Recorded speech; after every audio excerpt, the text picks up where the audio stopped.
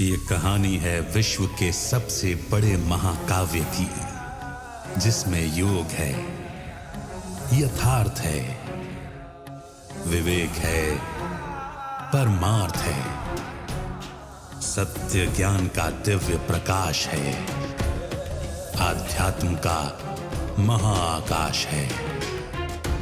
ये दर्पण है हर मन के विवाद का, दृश्य है आत्मा और परमात्मा के संवाद का, मानवता का होता है जिससे उद्धार। यही है सच्ची गीता सार, अंधकार से प्रकाश की ओर।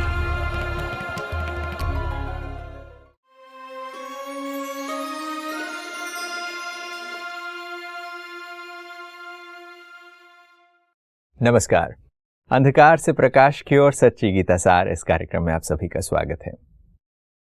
गीता जब आप उठाकर देखते हैं तो गीता के पहले ही पन्ने में ये लिखा गया है, त्वमेव माताश्च पिता त्वमेव।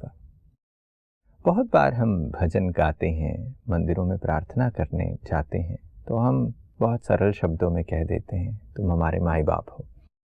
अब परमात्मा से प्रार्थना करते समय माता पिता हो, ये कहने का तात्पर्य क्या है? तुम मात पिता हम बालक तेरे, ये भी हम गाते आए हैं। जब हम ये कहते हैं तो क्या परमात्मा हमारा माता और पिता दोनों हो सकता है? क्या इसके पीछे कोई गहरा आध्यात्मिक रहस्य है या यूं ही हम ये चीज कहते, लिखते और पढ़ते आए हैं? आइए इस पर आज चिंतन करते हैं। हमारे साथ स्टूडियो में ब्रह्मा कुमार बृजमोहन भाई हैं। भाई साहब, आपका स्वागत है। ओम शांति। ये बड़ी रोचक बात है जब हम ये कहते हैं कि त्वमेव माताश्च पिता त्वमेव। क्या एक व्यक्ति माता और पिता दोनों हो सकता है?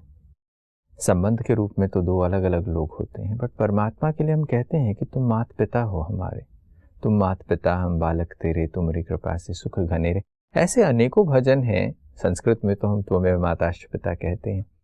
तो तात्पर्य क्या है इसका कि परमात्मा माता और पिता दोनों?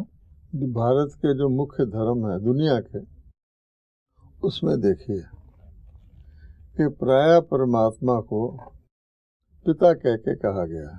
हमने पहले भी जिक्र किया था कि 3 पिता होते हैं। तो पिता जैसे क्रिश्चियंस हैं, उनके गॉड फादर हैं, भारतवासियों के परम पिता हैं। बहुत सारी प्रेयर्स परम पिता परमात्मा पर बनी हुई है। कई फिर ऐसे धर्म हैं जिसमें उसको माता पिता भी नहीं कहते, मालिक कहते हैं। अच्छा, तो इसलिए देखने की बात पहली ये है कि परमात्मा को कैसे, हम किस रूप से कहाँ देख सकते हैं। अब उदाहरण के तौर पे जो गीता के बाहर लिखा हुआ है, उसमें तो ये कहा गया माता पिता बंधु सखा विद्या द्रविणम सब तुम हो, अर्थात सब चीज का सोर्स एक परमात्मा है। लेकिन फिर भी उसका विश्लेषण किया गया कि परमात्मा के माता पिता को मुख्य रखा गया। वरना लोग कहते हैं कि आपका कोई भी दुनिया का संबंध मिसिंग हो, शरीर छोड़ जाए तो भगवान को उस रूप में याद करो। भगवान शास्त्रों में लिखा बच्चा भी बन जाता है। अब बेसिक बात जो हम आज डिस्कस करने जा रहे हैं वो बड़ी इम्पोर्टेंट है। अगर हम मुख वंशावली को लें, तब तो आप किसी को भी अपना कुछ संतान बनाना हो तो आपको माता की आवश्यकता नहीं। लेकिन अगर आपको फिजिकल वर्ल्ड में किसी भी प्रकार का क्रिएशन करना हो तो आपको माता की आवश्यकता। बीज देखने में एक होता है, लेकिन कभी भी आप किसी बोटेनिकल सीड को भी बोएंगे तो उसके 2 पत्ते निकलेंगे। पहले बीज को फाड़ा भी जाए तो उसमें 2 हिस्से होते हैं। तो इसलिए ये इम्पोर्टेंट है कि क्रिएशन के लिए जब तक कोई क्रिएटर नहीं है तो सिंगल है। जैसे एक व्यक्ति अकेला अनमैरिड है, वो अकेला है, लेकिन उसके आप भाई का संबंध जोड़ सकते हैं, कोई मुख वंशावली उसको बेटा बना ले, और बात है। तो इसलिए परमात्मा कहते हैं कि दुनिया के अंदर, इस लोक के अंदर फिजिकल तौर पे क्रिएशन को सेट करता हूँ, तो मुझे भी आकर के माता अडॉप्ट करना पड़ता है। माता तो हमेशा अडॉप्ट ही होती है, पत्नी, उसके बाद उसके द्वारा रचना पड़ता है, और वो रचना जो है फिर आगे फिजिकल फॉर्म में एक्चुअल रचना बन जाती। जैसे हमने कल भी किया था, क्राइस्ट के जो ओरिजिनल फॉलोअर थे वो मौत से पैदा हुए, लेकिन जब उन्होंने क्रिश्चियन धर्म चला, आज जितने क्रिश्चियन हैं वो तो फिजिकल रचना है ना, माता पिता से है ना, जिसको हम कुख वंशावली कहते हैं। अब मेन बात यह कि अगर इनहेरिटेंस देना है, और वो भी इनहेरिटेंस हर प्रकार का देना है, तो आपको माता चाहिए। तो भगवान कहते हैं मैं हूँ परम पिता, और आप भी मेरी अविनाशी संतान आत्माओं के तौर पे वो हो। लेकिन उसमें क्रिएशन का सवाल नहीं है। परम धाम में जितनी भी आत्माएं, गॉड की क्रिएशन नहीं है, उतनी ही एटर्नल है जितना गॉड एटर्नल है। जैसे बीज होते हैं, बीज के रूप में बीज आपको सिंगुलर दिखेंगे, लेकिन जब धरती में बोएंगे तो 2 पत्ते पैदा होते हैं। तो इसी प्रकार से भगवान कहते हैं कि मैं जब दुनिया में आता हूँ और तुमसे बच्चे का रिलेशन बनाता हूँ, तो वहाँ तुम्हारे शरीर हैं, तो तुम मेरे शारीरिक रूप बच्चे भी हो, तो उसको मुझे माता अडॉप्ट करनी पड़ती है। तो पहले मैं तुमको, जैसे सिस्टम है कि मैं आपको मुखवंशा वाले बनाता हूँ, फिर तुम अपनी प्रोजनी शारीरिक रूप से बनाते हो। तो ये जो कहा गया तुम्हें माता से पिता, कि उस वक्त का जिक्र है जबकि भगवान आकर के शरीर रूपी रथ को धारण करते हैं। कहते हैं ना, मैं आके निराकार हूँ, मैं शरीर रूपी रथ लेता हूँ। अब उस रथ के शरीर के मुख के द्वारा जो भगवान रचना रचते हैं, तो वो हो गए उनके माता पिता हो गए। ठीक है। सिर्फ जिसका रथ लेते हैं वो कहता है कि मैं जो हूँ मेरा माता नहीं है, ब्रह्मा बाबा। इसलिए वो कहते हैं ब्रह्मा सहित मैंने रचना रची। तो वो उसके द्वारा जो ज्ञान देते हैं उसमें फिर सारी इनहेरिटेंस देते हैं आत्मा को। इसीलिए जो लोग मालिक कहते हैं, भगवान की इनहेरिटेंस क्या है? भगवान कहते हैं मेरी इनहेरिटेंस है हेवन, स्वर्ग। इसलिए कहा जाता है हेवनली गॉड फादर, कि स्वर्ग का रचने वाला कौन है? हेवन। तो फादर अकेला नहीं रच सकता और इनहेरिटेंस नहीं दे सकता। इसलिए वो कहते हैं अन्य सभी जितने भी धर्म पिता हैं, क्योंकि माता नहीं बनते, उनको मुक्ति मिलती है। वो परम धाम से आए हैं, परम धाम में चले जाते हैं। लेकिन जिसको स्वर्ग की इनहेरिटेंस कहते हैं, जिसमें आप देखेंगे सचमुच कि जो इनहेरिटेंस होती है महाराजा महारानी, वो दोनों इकट्ठे ही कहलाए जाते हैं। देवी देवता में अकेला देवता कभी नहीं कहेंगे। जो ओरिजिनल देवी देवता हैं, ये हनुमान गणेश वगैरह तो सिंबॉलिक हैं, वो बात के हैं। लेकिन जितने देवी देवता हैं, चाहे श्री लक्ष्मी न मोटे ले लें, श्री लक्ष्मी, श्री नारायण, श्री सीता, श्री राम, श्री राधे, श्री, इनको 3 को ले लेते हैं। राजगद्दी पर दोनों बैठते हैं। और जितने अन्य उनकी प्रजा भी होती है वो सब डबल रूप में। तो भगवान का कहने का भाव है कि मैं प्रवृत्ति मार्ग की सृष्टि रचता हूँ। ये सृष्टि नेचुरल तौर पे जो बढ़ेगी वो प्रवृत्ति मार्ग से, अर्थात युगल रूप से बढ़ेगी। फैमिली भी जो है, फैमिली में फादर भी होता है, सिर्फ सन नहीं होता। फैमिली में फादर, डॉटर, सन, मदर होता है। वो सिस्टम भगवान कहता है मैं चालू करता हूँ। केवल पहले वो शुद्ध प्रवृत्ति होती है, उसमें बंधन नहीं होता। बाद में जब बॉडी कॉन्शियस हो जाते हैं तो वो संबंध के, नॉर्मली तो कहा जाता है मेरा संबंध ये है, फिर वो बंधन हो जाता है। यानी जब परमात्मा को हम माता पिता कहते हैं, तो परमात्मा को हम परम पिता तो कहते ही हैं। जब माता पिता के रूप में परमात्मा को याद करते हैं तो उसकी एक यादगार है कि परमात्मा जब स्वयं अवतरित होते हैं, एक साकार शरीर का माध्यम लेते हैं, गीता ज्ञान सुनाते हैं, तब हम माता पिता के संबंध में आते हैं। और तब परमात्मा एक नया कर्तव्य कर रहे हैं, तब हम माता पिता कह रहे हैं उसकी यादगार में। माता कौन है? उसको कहा जाता है ब्रह्मा। ब्रह्मा में नहीं होता बड़ी माँ। तो भगवान आकर के ब्रह्मा रूपी माता को अडॉप्ट करते हैं, उनके द्वारा ब्राह्मण और ब्राह्मणियाँ रचते हैं। As simple as that. क्योंकि ये मिसिंग है, इसलिए गीता में मातृशक्ति का नाम ही नहीं है। उन्होंने तो युद्ध दिखा दिया है, और उसमें मातृशक्ति का जो वर्णन भी किया गया है वो कुछ भिन्न तरीके से किया गया है। यानी गीता में नारी का जो वर्णन किया गया है वो निरादर के रूप से किया गया, उसको किसके साथ जोड़ा गया? जैसे कोई माता पिता बच्चे का संबंध नहीं, स्त्री का संबंध नहीं, कोई जैसे कि शूद्र, चंडाल, ढोर, चमार, इस तरह के साथ जोड़ा गया नारी, वो भी मेरी पूजा कर सकती है। वो तो भक्ति की बात हो गई ना। वरना भगवान कहता है कि मैं माता बन के प्रवृत्ति मार्ग शुरू करता हूँ। और यादगार है, जैसे शिव का यादगार है मंदिरों में, नदियों का यादगार है, तो ब्रह्मा भी एक खास नदी के रूप में, जिसको ब्रह्मापुत्रा कहते हैं, वो उसका यादगार है। और पहले पड़ोसी देश भी बर्मा ही कहलाता था, और आज भी थाईलैंड में चले जाएंगे तो हर घर के बाहर ब्रह्मा की मूर्ति, ये यादगार है। बिल्कुल, जैसे आप ये उदाहरण दे रहे थे तो ये चीज़ पता चलता है कि ब्रह्मा के द्वारा गीता में कहा गया है कि सृष्टि के आदि में ब्राह्मणों से यज्ञ रचे और उससे देवता उत्पन्न हुए। तो ब्रह्मा के रोल के बारे में पता चला, और तब हम परमात्मा को माता पिता कहते हैं, क्योंकि परमात्मा एक ऐसे समय पर माता पिता की भूमिका निभाते हैं जहाँ पर वो नई सृष्टि की स्थापना करवाते हैं। जैसे आपने स्त्री शक्ति के बारे में कहा, मातृशक्ति के बारे में कहा, गीता में एक जगह तो ये वर्णन आता है जहाँ पर भगवान कहते हैं कि मैं इस सृष्टि का माता, धाता, पिता मैं हूँ। मगर भारत को जब हम देखते हैं तो भारत के लिए हम सभी वंदे मातरम कहते हैं, भारत माता की जय कहते हैं। तो भारत को मदरलैंड कहना, मातृभूमि कहना, ये कहीं ना कहीं हमारे जहन में है और लोगों के स्मृति में इस बात की यादगार है। भारत में नदियों को भी माँ कहा जाता है, जैसे आप कहते हैं, हम गंगा को माँ कहते हैं, गंगा को लोग पूजा करते हैं। गीता को माँ कहते हैं, गीता हाँ। माता, गंगा माता, बिल्कुल, भारत माता। इससे सिद्ध होता है कि जो पिता है, महाभारत जैसे कहते हैं, होल वर्ल्ड का पिता भारत में आता है, और माता के रूप के द्वारा, यानी अगर देवी देवताओं की प्रोजनी पैदा हुई तो भारत में हुई। इसलिए यहाँ मदरलैंड कहते हैं। तो फादर कहाँ है? फादर के बगैर तो मदर भी नहीं हो सकती ना। और अन्य धर्मों में भी मदर को विर्जिन मदर दिखाया गया है, अर्थात शुद्ध पवित्र प्रवृत्ति।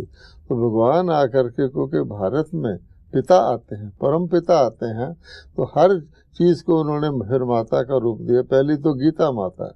अच्छा, निराकार परमात्मा ने, शिव ने, क्योंकि शिव को पिता, परम पिता कहते हैं, शिव परमात्मा का, गीता माता द्वारा कौन सी संतान पैदा की? आज कोई फर्स्ट संतान उनकी कोई नहीं जानता। तो वास्तव में भगवान कहते हैं कि मैंने गीता माता के द्वारा श्री कृष्ण को जन्म दिया, और शास्त्र वाले ने उल्टा लिख दिया है कि श्री कृष्ण ने गीता माता को जन्म दिया। वास्तव में श्री कृष्ण गीता माता का पुत्र है, क्योंकि आप देखिए कि जो सिंबल दिखाए गए हैं, श्री कृष्ण सतयुगी महाराज कुमार हैं, 16 कला संपूर्ण है, उनको पीपल के पत्ते पर भी first child of the world कहा जा सकता है, वो दिखाया जाता। उसके हाथ में बंसरी का क्या मतलब है? अगर आप उसको एनालाइज करेंगे, जो भगवान शिव गीता के, वो बंसरी का अर्थ है गीता ज्ञान। तो गीता ज्ञान के श्री कृष्ण ने सतयुग में प्रिंस के तौर पे लिया या पिछले जन्म में लिया? तो पिछले इससे सिद्ध होता है कि गीता का पुत्र, यानी गीता माता के द्वारा भगवान ने जो सर्वश्रेष्ठ रचना की, श्री कृष्ण तो रचना है ना, श्याम सुंदर है ना, परमात्मा तो श्री कृष्ण शरीरधारी है ना, उसको तो श्री नारायण के रूप में गद्दी मिलती है ना। तो श्री कृष्ण श्रेष्ठ रचना परम पिता परमात्मा ने गीता माता के द्वारा की। गीता तो पुस्तक है, वो पुस्तक ब्रह्मा के हाथ में शास्त्र, तो ब्रह्मा जी के द्वारा भगवान ने मुख से गीता सुना करके श्री कृष्ण और अन्य देवी देवताओं को उत्पत्ति की, उसमें राधे भी। तो ये बहुत ही सुंदर बात आपने कही है कि भारत में ये मान्यता है कि गीता को माता कहना, अम्बा माता, गंगा को भी माता कहना। इसलिए कहते हैं गंगा को कि पतित पावनी नदियाँ, सिर्फ गंगा नहीं, जमुना आदि, इन सब ने शिव का, जो शिव से दिखाते ना निकली हुई, और इन सब को जोड़ा गया। गंगा में जमुना जोड़ दी, ब्रह्मपुत्रा जोड़ दिया, फिर सागर, मैंने गॉड को सागर कहते हैं ज्ञान का। तो अर्थ ये है कि उन्होंने भी जो रचना रची, सर्व कृष्ण सी तो नहीं रचे गए ना। तो भगवान ने अपने अन्य पतित पावनी गंगाओं, जिसको ब्रह्मा कुमारी या ब्राह्मणियां कहते हैं यज्ञ, रची वो सारे के सारे इकट्ठा परिवार है। तो यहाँ पर परमात्मा एक तो माता पिता के रूप में जिन्हें हम याद करते हैं वो बात स्पष्ट हो रही, बट साथ साथ ये भी पता चल रहा है जो मातृशक्ति के बारे में गीता में बहुत सारी चीज़ें हम स्पष्टता से नहीं जानते, परमात्मा बताते हैं कि देखो माता के रूप में आप इन सब यादगारों को रखते हो और ये वो माताएं हैं जो विश्व का कल्याण कर रहे हैं और ज्ञान की गंगा है, ये वास्तविक गंगा पानी की नहीं है। और उन्होंने देखिए कि जो परमात्मा के कर्तव्य थे उनको श्री कृष्ण को भगवान करके जोड़ दिया। श्री कृष्ण जी के 16,108 रानियां बताते हैं और 16,108 की माला भी होती है, 108 की भी माला होती है। अब वो क्या 16,108 कोई संसारिक तौर पे श्री कृष्ण की रानियां थी, या निराकार परमात्मा ने गीता सुना करके 16,108 आत्माओं को महाराजा महारानी के रूप में जैसे श्री कृष्ण वो बनाया था। ये सारी बात बताते कि हिंट है, लेकिन सत्य आके भगवान बताता है कि मैंने कोई इस तरह की महारानियां नहीं बनाई थी, किसी को भगाया नहीं था। जैसे वस्त्र हरण है, मैंने तो बॉडी कॉन्शियसनेस दूर किया था, तुम आत्मा हो, तुम शरीर तुम्हारा वस्त्र है, उसको कहाँ को कहाँ ले जा करके उन्होंने ये कर दिया। और जो स्नान कर रहे थे उसी वक्त तो ज्ञान स्नान कर रहे थे या कोई शारीरिक स्नान कर रहे थे। ये जो बात अभी कह रहे थे आपकी मातृशक्तियों के बारे में, गायन है परमात्मा की महिमा के रूप में हम माता पिता उसको कहते हैं, मगर साथ साथ मातृशक्तियों के ऊपर भी बहुत सारे उदाहरण हमें देखने को मिलते हैं। श्री कृष्ण के साथ इतनी गोपिकाओं को दिखाया जाता है, रास मंडल का दृश्य दिखाया जाता है। ये सारी चीज़ें उस चीज़ का द्योतक है कि परमात्मा आत्माओं का कल्याण करते हैं और उसमें शरीर की बात नहीं है, और उसमें शरीरों की भी अगर बात की जाए तो पुरुष और नारी दोनों के शरीरों के रूप में भी जो आत्माएं रोल प्ले कर रहे हैं उन सभी का कल्याण। देखिए जो महारास वो दिखाते हैं उसमें खास दिखाते हैं कि हर गोपी के साथ कृष्ण है। अब इसका आप अर्थ निकालिए, इसका अर्थ यही है कि आत्मा रूपी गोपी और परमात्मा रूपी कृष्ण, तो हर आत्मा के जब परमात्मा के साथ कनेक्टेड होती है तो संस्कार मिलते हैं आत्माओं के। नहीं तो अलग अलग मनुष्य समझते मैं अलग हूँ, उसकी रास अर्थात उसकी राशि मिलती है, अर्थात उनके एक जैसे देवता संस्कार भगवान बंसरी बजा के सुनाता है। तो उन चीज़ को डिस्कनेक्ट करके एक तरफ से नारी को टोटल उड़ा दिया गया है और बंसरी की जगह युद्ध दिखा दिया गया है और भगवान की जगह श्री कृष्ण को दिखा दिया गया है। और हर नदी के किनारे जैसे गंगा है उसके किनारे गंगा देवी की मूर्ति भी होती है, अर्थात ये कोई और शिव से निकली हुई दिखाते हैं। तो शिव ने ज्ञान गंगा बहाई जिसको यादगार पानी की गंगा है, और वो माताओं के द्वारा उसका वितरण किया जिसको उन्होंने गोपियों का रूप दिया आदि दिया है। बहुत डिटेल है, वो मटकी फोड़ते थे, अर्थात बुद्धि जो है किसी की बुद्धि से प्राणा ज्ञान निकाल करके है। अर्जुन को कहा ना तो ये पंडिताई छोड़, बहुत न जानकर जो मैं कहता हूँ वो जान, वो सारी बात को उन्होंने इस तरह का रूप दे दिया है। थोड़ा कैरेक्टर चेंज करने से अर्थ बदल गया। कितनी खूबसूरत बात है कि ये जो चीज़ें बताई जा रही हैं, नदियों के किनारे देवियों के रूप में नदियों की पूजा करना या ये जो मान्यता रखना और उन सारी नदियों को माँ कहना, वास्तविकता में उन ज्ञान गंगाओं की बात है, ना कि साकार पानी की नदियों की बात है। और परमात्मा ये काम जब करवाते हैं तो मनुष्य आत्माओं के साथ ये जो संस्कार मिलन की रास होती है उसमें स्त्री पुरुष का भेद नहीं है, मगर सभी को ये बात समझ में आए इसलिए हम परमात्मा को भी माता पिता कह रहे हैं, और वहीं पर जो सारे मनुष्य आत्माओं का है वहाँ पर मातृशक्ति के लिए भी यादगार है। भले लोग आज उसे उस रिस्पेक्ट की नज़र से नहीं देखते हैं, मगर उसके चिन्ह ज़रूर हैं जो आज भी हमारे लिए एक यादगार हैं। और भारत में 2 बार नवरात्रे मनाए जाते हैं, 2 बार, यानी अन्य त्योहार तो 1 बार मनाए जाते हैं। और इन्हीं देवियों का आप देखेंगे पहाड़ियों की चोटी पर जाके, जैसे ब्राह्मण दिखाया गया चोटी वाला, चोटी माने ऊंचा, तो टॉप पोजीशन पर, और इनके मंदिर हैं दोनों विभिन्न शक्तियों के हैं। अगर ज्वाला देवी का है तो शीतला देवी का भी है। यानी ये सारा आध्यात्मिक चीज़ है कि मनुष्य के अंदर जैसे पावर होती है। दुर्गा को 8 भुजाएं दिखाई जाती हैं जो अष्ट शक्तियों की प्रतीक हैं। शेर पर सवारी है, अब शेर को सिंह कहते हैं, और राजा की सीट को सिंह आसन कहते हैं।